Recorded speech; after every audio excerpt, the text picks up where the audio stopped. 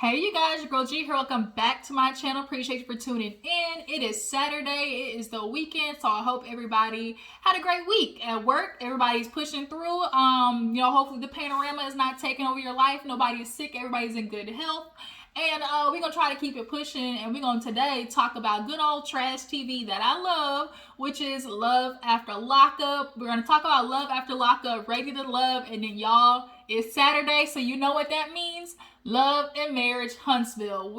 Everybody has been waiting for the season premiere of Love and Marriage Huntsville, which is tonight. Now, I'm thinking about going live tomorrow to talk about the episode. So you guys drop down in the comments and let me know, do y'all want to go live and talk about the episode of Love and Marriage Huntsville? Because so much stuff has just been just stacking on top of each other, from Marcel and Tisha to doing lives, from Destiny doing lives, like Melody, it's a whole lot. And then of course we got Coleslaw. Miss Ariel Curry saying her little side piece bit, okay, and always trying to have her little punches in there, talking about the stuff that's going on in her life. So if you guys want to go live tomorrow, drop it down in the comments and let me know, or I'll post a poll on my community page. So y'all just go check that out, okay? But we are going to be talking about Love After Lockup, like I said, good old trash TV, so bad it's good. I feel like this season they purposely pick women with kids. We all know watching Love After Lockup just takes it, already is messed up, but it takes it to a whole new level when you have women with kids dragging themselves into this. You're volunteering not only yourself but your kid to be in this madness. It's different if you already have a kid with the person, they get locked up and you want your child to maintain a relationship with their father or mother. But y'all are dragging y'all's kids into a relationship where they have no idea who this person is. And y'all already got y'all's kids after a month of talking to the dude, calling him daddy. Does that not sound delusional? Does that not sound like cuckoo for Cocoa Puffs? And everybody's talking about it on Twitter. Why has this girl got her daughter's calling him dad? What's the girl, Tayler and Indy are both doing it. And it's even worse because it's daughters. You are now starting, getting the ball rolling of just bad behavior as far as dating goes in the future. It's about to be tragic. But yeah, let's go ahead and get into the episode, you guys, and just knock all this madness out, okay? So let's go ahead and get rid of the little yangs, the couples that ain't too much going on. Let's get into Antoine and Lacey. We all know Antoine. He's in jail. The mama, Christy, she is doped up. That dinner or whatever meeting that she was having with Christy, which was actually her friend, which she hooked up with her son. Now, Lacey said Christy, the whole time before, was no, it's okay, date my son. It's all right. I would rather, he date you because I know you anyways, better than all the girls he's been out here with. And I believe Lacey when she said, she asked, Christy, are you sure? Are you sure? But I think now Christy is starting to feel oh, now she's taking my son. And when he get out, we're going to have a problem because, he even admitted basically he's a mama's boy. And one of the hardest things to do is be in a relationship with a mama's boy, where it's to the extent of they're so close knit that the mama feels entitled to him 24/7. That's a lose-lose situation. And so Lacey ends up going to meet her. She's all hopped up on Mountain Dew. She definitely looks like the type to who we would like to describe are a part of the opioid crisis. From Xanax to Vicodin to Ambien to I don't know what else. She was on it. I don't know what it was, but she was slurring her words, drinking vodka with lemon. Who the freak drinks vodka with lemon? Last time I checked, it's lime. But the girl gets there and she starts going in basically, you're crazy. You shouldn't believe my son. He's playing you. He tells me all this stuff. You're gonna look stupid. And basically Lacey doesn't want to hear it. She gets upset. She feels like Christy's talking to her like a child. And although the delivery wasn't the best, where were the lies told? If there's anybody that you should believe, it's a dude's mom, because she raised him. She brought him up. She has been there since day dot. And so if the mama is telling you, look, I'm telling you my son ain't, he ain't, okay, you might want to believe her. And so at this point, We just gonna have to see Lacey basically bump her head on this one. So sad, so sad. Moving on. Let's get into who was another small story. Oh, let's get into Kaylah and Martel.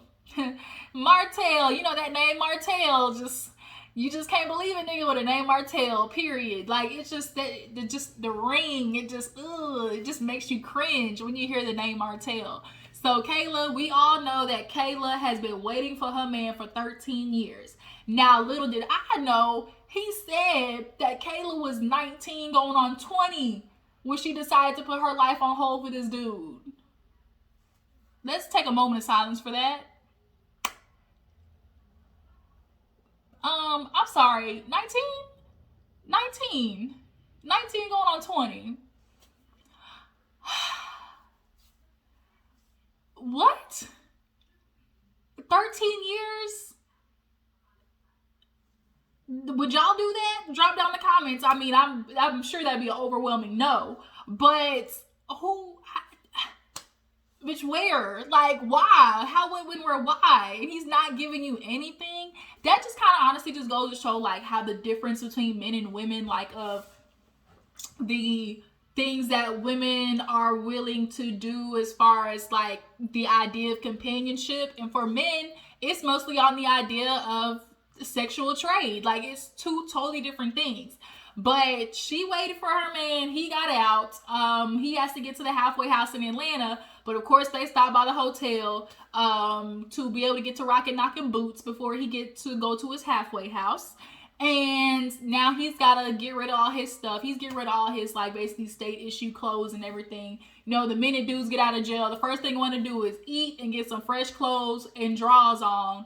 And hopefully take a shower. But some of these dudes is dirty. They be trying to get right to the business with the girl. And bro, you just got out of jail. You didn't even take no shower. Like, I know you nasty.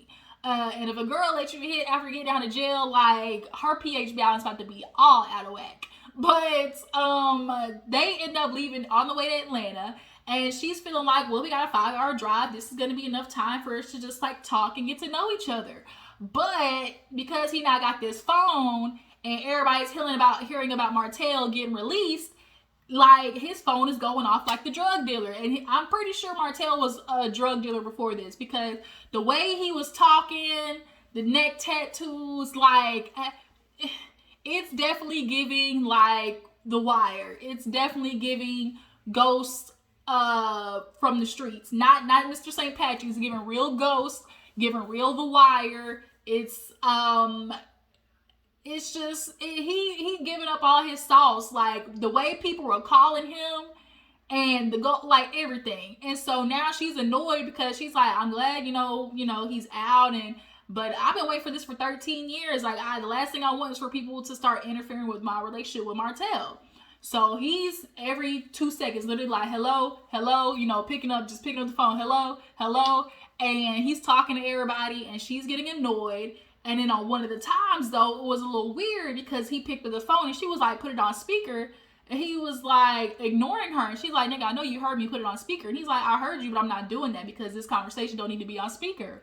So immediately, like, my ears would be perked up if I was her. And she clearly was. And so the conversation of, you know, tracking that trap phone started, you know, coming up. And so she was like, you know, I really think we should download the apps. That way, you know, our locations can be on. That way, you know where I'm at. That way, you know, I know where you're at. And he was like, I don't consent. Hello, excuse me, wait, just 1 second. I don't consent to that. And she's like, why? Like, if you have nothing to hide, then there should be no issue with, you know, me knowing your location. Like, you trust me, right? I mean, I could trust you. And he was like, look. You like, look, hold on. He hit her with the like, he's like, wait a second. Now, look, I've been in jail being, you know, on track, like literally under surveillance for 13 years. I'm sure you can understand why. Like, I don't want to be on literal shackles, you know, or imaginary shackles with my location getting out of prison for 13 years. And she's like, I understand that, but you know, it's just kind of ironic how you want to be understood, but you don't want to understand me. And I'm telling you, nigga, we putting this tracker on this phone, okay? Like, that's gonna be the end all be all. And the fact that he just get out of jail and like the insecurities are already going off of like you need to put a tracker on his phone, like why would you put yourself like any more in, like I always just get so confused with like the aspect of like it was like, well, I've already gone through it this long, or like I've already put in this much time, and like I forgot what I was watching, but somebody was saying like an extent of like, oh, like if you've been struggling with somebody for this amount of years, like you have to ask yourself, would you repeat those same years again? And if the answer is no, then it's time for you to hit the door. And so it's just kind of like, you already have a head start. Like, you've been waiting for this man 13 years and already he's displaying like, sketchy behavior. Why would you keep, putting yourself through that? Like, cut your losses, girl, and ditch and run. But she don't want to do that.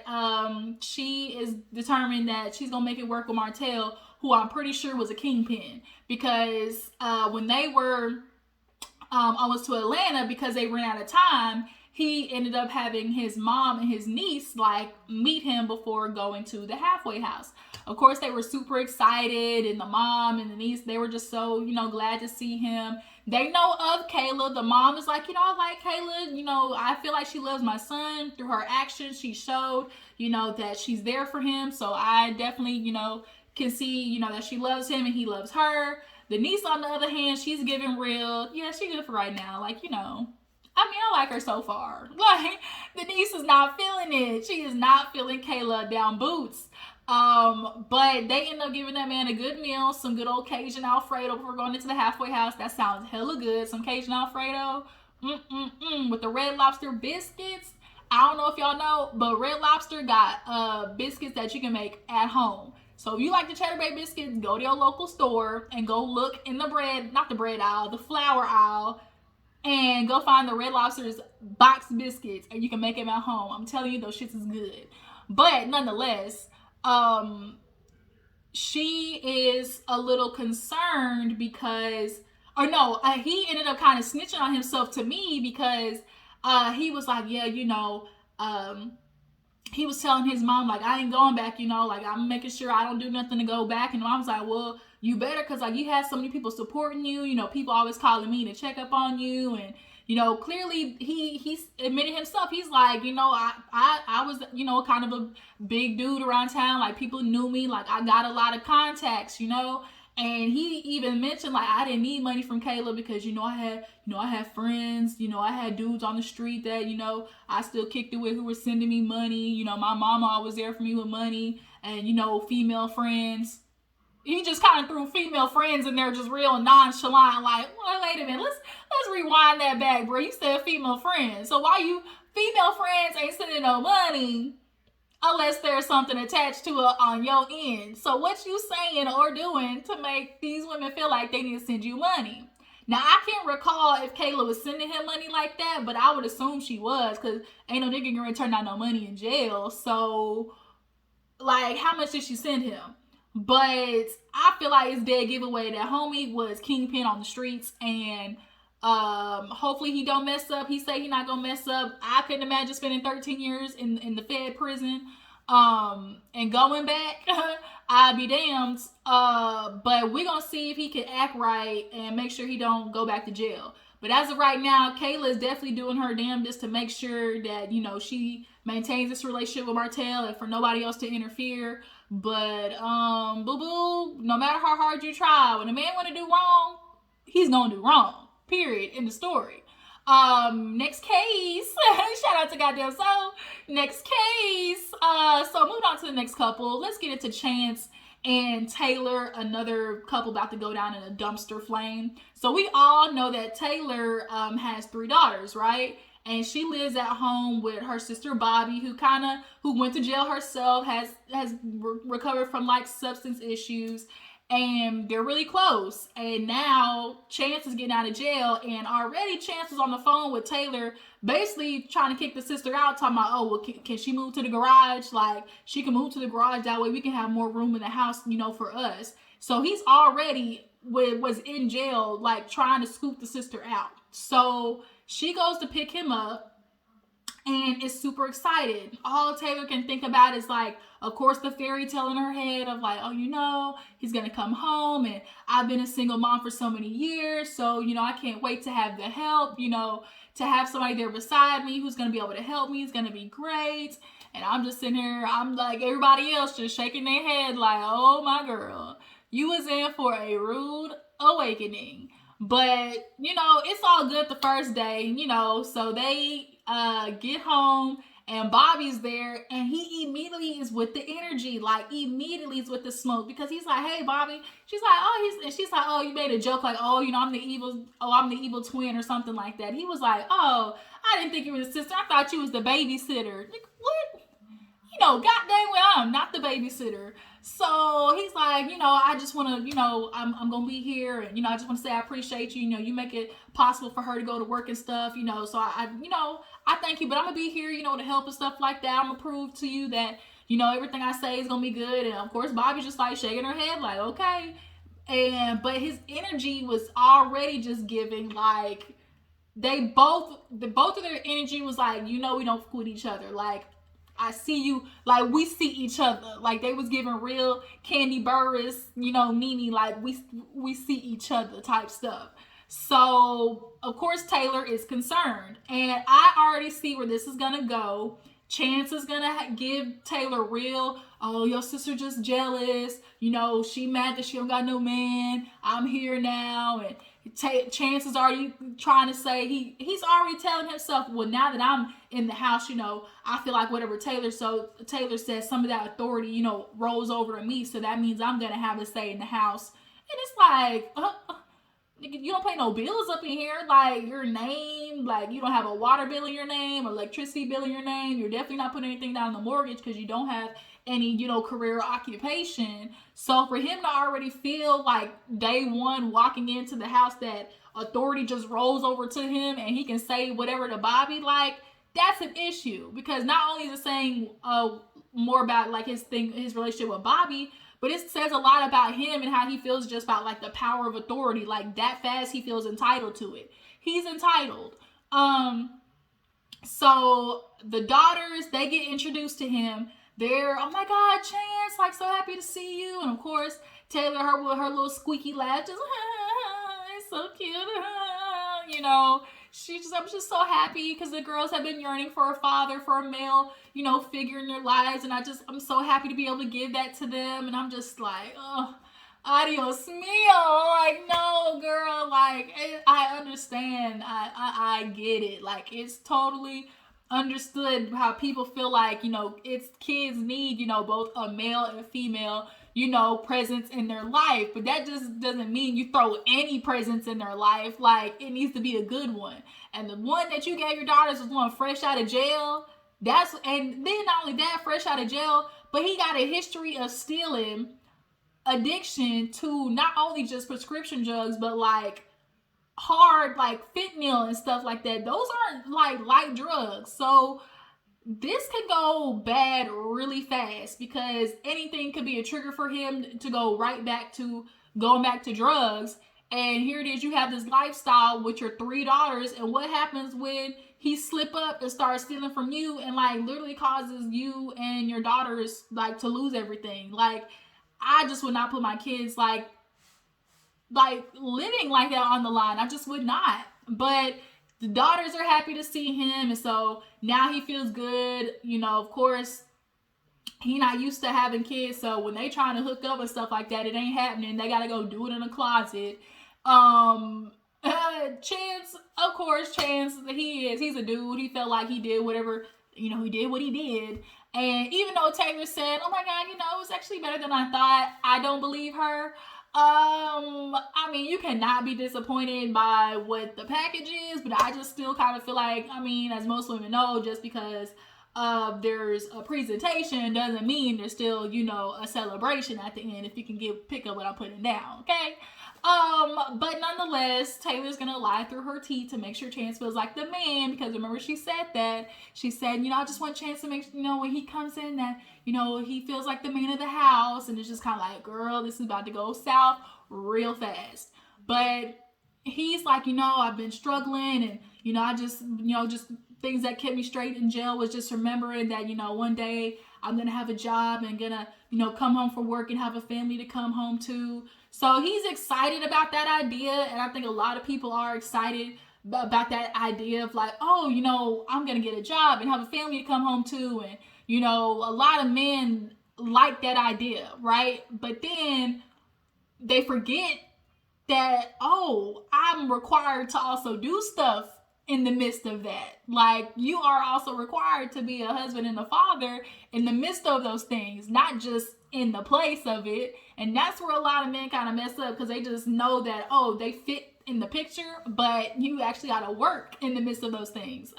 Like, actually create relationships in the midst of those things. Like, it's not just you just be there and then people circulate around you. That ain't how it worked, my brother. But he goes for the first time with Tayler to pick up the girls, and it's a whole, you know, ABC family moment. But then it kind of gets weird when he was playing outside with the daughters, and one of them, I guess, kind of got jealous and ran off and started crying. And she's like, Chance won't play with me. And so he like was like throwing the daughters up in the air and stuff like that. And I was just kind of like, ooh. And even Taylor was like, I'm a little concerned about how close, you know, they're getting already. Because she's like, now it's just making me feel like, you know, now it's just, this is even more no pressure for us to work, because it's not just my heart involved. And I'm like, this is the reason why you don't do shit like this. Like, if you're a woman and you, man too, but just like, it's particularly like women, just like bringing circulating men in and out of your child's life is just like not the move. Like, don't bring nobody in their life if you don't know for sure that they can keep up. Like, Chance has not proven himself yet. And so on to the next one who hasn't proven himself, Harry. Harry's all young. Y'all, Harry gives me a headache. Harry is 23. Indy is 29. Harry has been in jail since 17. What can he offer Indy? And here Indy is driving literally from Maryland to Oklahoma. That long behind drive. And Harry gets out, and the first day causes a fight with the family because he want to give his homies some burgers in the halfway house. But your family's waiting for you at home 2 or 3 o'clock in the morning, and you get to the place cussing them out. Bro, you need to be thankful that she's allowing you to stay there. But he wants to be all mad, and so they end up having to stay in the hotel for the night. And so now Indy is like playing referee between the sister and Harry. So they go back home after staying the night at the hotel, because at the end of the day, he's paroled there, so he gotta stay there. So Harry is sitting down. Indy, she's trying to put the Band-Aid on for Harry. Well, you know, we were out later, and that should have been me that called you. You know, that's my bad. And it's like, no, that ain't your bad. Like, that wasn't your responsibility. So that's where I see this going real fast. Indy's going to be trying to take a lot of the blame off Harry and basically play like his savior with the sister. And it's like, that's not going to get you nowhere, because he's not even proving that he can be a man to take accountability for his actions. So Indy kind of gets up for Harry and the sister to talk, and he's like, I just, you know, if you feel like, you know, you need an apology. And she's like, no, that's not an apology. Like, it ain't sincere, so keep it. Well, I mean, I don't know what you want from me. I mean, I was just expecting, in his confession, I was just expecting for them to be more considerate of my feelings first day getting out. They knowing I've been in jail, going through this since I was 15. It wasn't just you going through this since you were 15, Harry. Clearly, your sisters and your mom have been putting up with you for a long time with your bad behavior, and here you are still expecting them to just like cater to you. There is a different type of entitlement with these jail dudes. Like, it's like weird. It's weird. But the sister is like, look, I got some bylaws. And she's like, I just don't appreciate you coming to the house and like talking to me crazy. He's like, well, you talking to me like this? And she yelled. She's like, well, it's my motherfucking house. Like, and it's like, bro, you gotta remember, this ain't your roof. Like, you need to be thankful. Your sister is letting you stay here. I ain't asked for none of y'all to help me. I ain't asked for none of y'all to be there. But they there though. You certainly ain't turned it down though, Harry. Yeah, you ain't turned it down though. So shut your mouth. Be thankful and cooperate with the program. And now he upset that she's giving him rules of like being in before 10. Don't be just laid up around the house. Like, get you a job. You know what you're supposed to do when you get out of jail. So Indy later drops him off at the friend's house who got out of the halfway house like not too long before him. He's got a job, you know, is staying, I'm assuming, at his family's house. But nonetheless, he's taking the right steps. So Harry goes to see him, and they're catching up, and of course he's asking about Indy. He's like, well, you know, it's women. He's like, okay, so you love her? Like, are y'all committed? He was like, well, I mean, well, yeah, you know. But you know, but she want to get married like next week. He's like, well, how you feel about that? Well, you know, I mean, she already got her daughter calling me Poppy Daddy, and the dude was like, huh? And he was like, yeah, you know what I mean? Yeah. And he was like, but you know, it's an issue because, you know, I didn't even know I was going to be here. I didn't think I was going to live past 16. And when you get around people who feel like they're living life like on a temporary notice, like they don't have any expectations, like they just live like sporadically and day by day, like those are dangerous people to be around because they're not planning for a future. Like there's no planning with them. And so they're not taking anything or like all these other moving pieces into consideration because they don't care. Like all they know is like right now because I got to live right now because I might not be here in 2 weeks. So they're just very like just unpredictable. And Harry is unpredictable. You can clearly see it. And he's telling his friend, the friend's asking a question because he know about the sneaky link. He was like, well, you know, are you going to keep with the sneaky link? And he was like, well, you know, Indy called me, you know, she saw the pictures, but what she don't know is I actually had sex with a girl. Oh, wow, looky there. Are we shocked, really? So now Indy already took him back finding out about the naked pictures. So her finding out about him having sex with the girl, she's still going to take him back because she already admitted earlier that she's been cheated on in every other relationship, so much so that she's actually considered polyamorous relationships. And so she's just basically decided she was going to deal with it. And that's what she told her sister. Like, I would rather just, you know, deal with trying to make this one work, you know, make this fairy tale work than, you know, trying to do something else. So Harry literally could do whatever, and Indy's going to take him back because, like, she's one of those women, unfortunately, who just kind of feels like, I'd rather deal with the devil I know than the devil I don't type situation. And so Harry is going to mess up her critic, drive her in the corner to be shaking, crying her eyes out, drinking a bottle of Moscato, rubbing her edges out, and hopefully Indy don't get knocked up.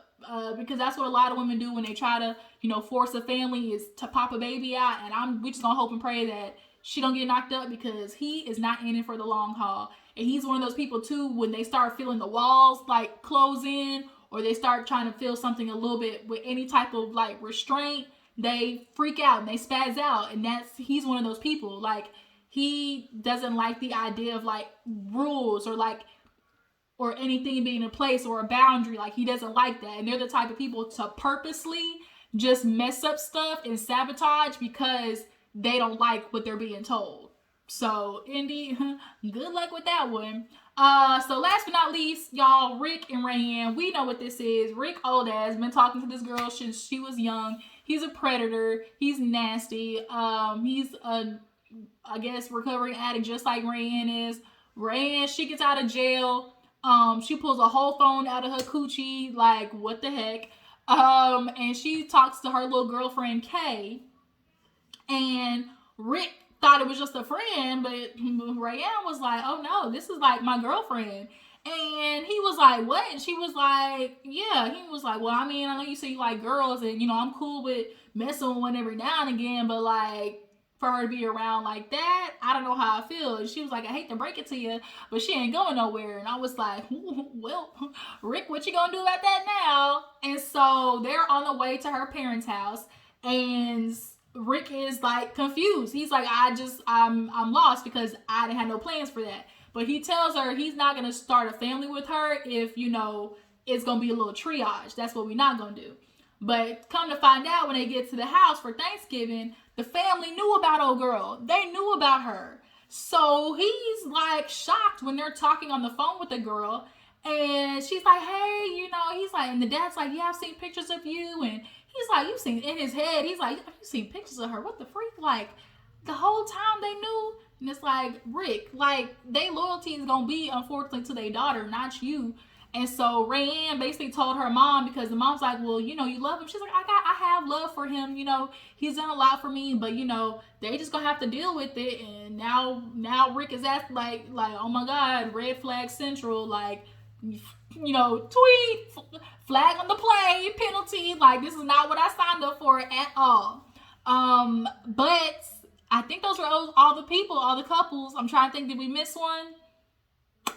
Oh shoot, we did. Last but not least, y'all, I forgot about this one.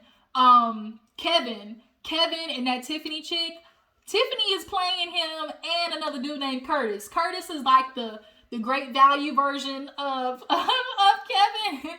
So basically, I'm actually glad to see a woman playing some dudes. Like, it's refreshing because we're so used to men playing the females that when a woman plays a dude, like, it's just pure entertainment at this point. But nonetheless, she got Kevin thinking that he's going to pick her up. But she's like, actually, we have to talk about that. So he's confused because he was like, I thought this was already what we were doing.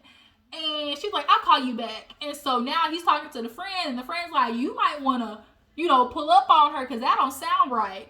And literally they flash to another scene of a dude named Curtis who she's known since high school. And basically Curtis was the little dude who wanted to get her, but she was the popular girl. And now he's chasing after her because he's all in hopes of, I'm gonna get the popular girl. But the popular girl got locked up in jail. And like, really, bro? Like, stop the chase. Like, stop trying to live out this childhood fantasy of being the geek who got the cheerleader. Like, it's not gonna work. But she's a Facebook pimp at this point because she be hitting up all the dudes, and here they go replying to her, and she got all of them just moving life, trying to move life around to get with this girl. So I guess they like it. I love it for them, I guess. But that was Love After Lockup, you guys. Y'all tell me how you feel about the couples. Who do you see destined for greatness? Who do you see destined to go straight to hell and burn up in all types of flames? I'm trying to think if there are any other shows that are going to be on the roster. If there are any other shows that you guys want me to review, drop down in the comments. But Love and Marriage Huntsville tonight, y'all. Entertainment at its finest. But until then, you guys, make sure to follow my Instagram and Twitter. I appreciate the support. Y'all make sure to go follow and support Terrence, Scotty, Jamie, Bonnie Blue, Niecy Dixon. Am I missing any? I think that's it. I can't think of any. Oh, Jay Lee. You guys, y'all know what to do. Tag, post, share, all that good stuff. And I will see you guys next time. Bye.